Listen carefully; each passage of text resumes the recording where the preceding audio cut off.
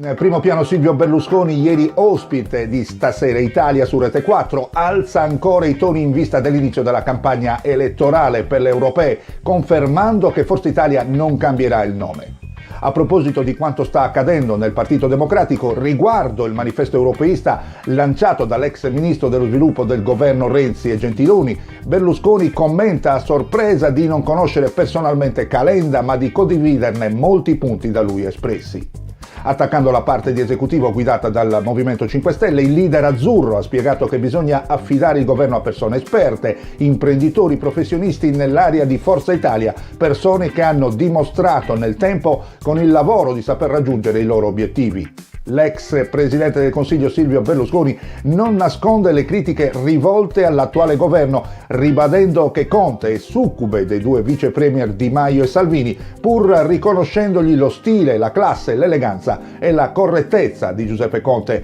in qualità di gentleman internazionale.